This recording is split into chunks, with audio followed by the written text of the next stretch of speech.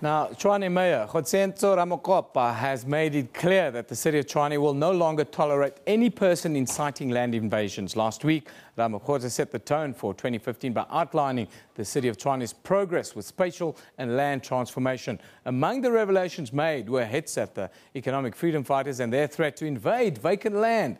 Ramokgopa conceded that the global population explosion and migration phenomenon is impacting negative on governmental programs. According to the last census, Pretoria and its surroundings attract more than 10,000 new people every year. The mayor's spokesperson, Blessing Manale, joins us this morning from Pretoria. Very good morning to you, Mr. Manale. Thank you for joining us. Good morning. Can we start with the city's warning that it will no longer tolerate any person inciting land invasions? How do you manage that? Well, thank you very much. It's not the first warning we're making. We've always said that we will not tolerate any form of lawlessness in our city. But the situation, particularly in Mamelodi and in Soshanguve, has reached a stage where we're not even able to negotiate with some of these land grabbers, because it's now not just about land. It has become a concerted political campaign by the EFF to destabilize the city government, and that's why we're not mincing our words. And members of the South African Police Service and members of our Metro Police Land Invasion Unit are going to be brutal in dealing with both the perpetrators and the individual people that occupies these pieces of land.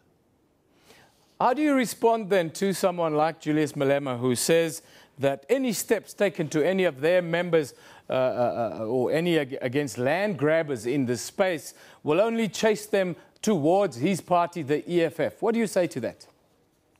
Well, it is not. I think that he's undermining the intelligence of our people. The reality of the matter is that the EFF continues to bulldoze our people in Mamelodi into joining illegal land occupations. It happened this morning at around 2 o'clock when most major entrances in Mamelodi were blockaded. So people are not necessarily in their large numbers grabbing land.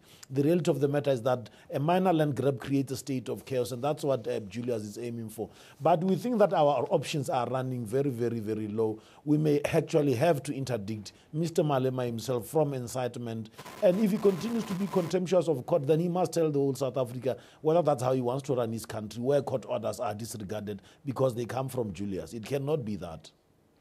Tell us about the spatial development plan, because the city is growing exponentially every year. You're also talking about things like reducing informal settlements in and around the city by the end of the year. What does that plan look like?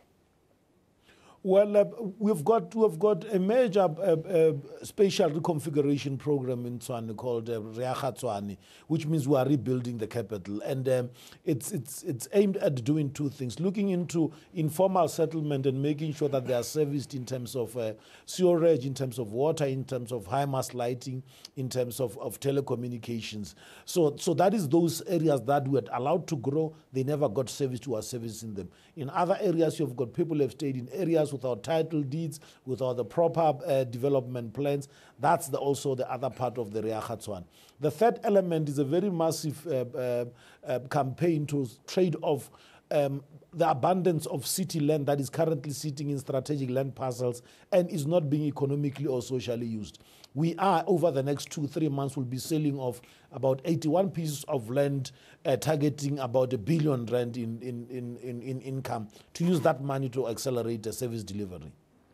So I want to also talk about infrastructure development a little bit, and roads in particular in and around the city. What's the latest approach with regards to iron out the kinds of frustration you've had there with refurbishment? Well, thanks. Indeed, yes. The other element of our spatial reconfiguration is obviously economic infrastructure, and roads and telecoms are a critical part of that infrastructure.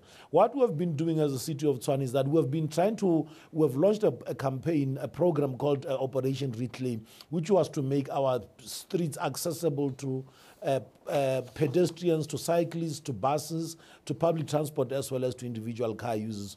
And that program, despite the frustrations that there were delays with the contractors, the city is looking better, and I think that every day people are beginning to breathe in some sigh of relief as they're seeing that the roads are getting wider, cleaner, much more safer.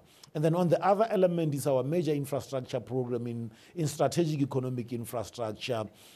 What we are beginning to call as the government boulevard is basically what would be a precinct of major government departments in the capital city. It has started on Mandela Drive, on Salvecorp.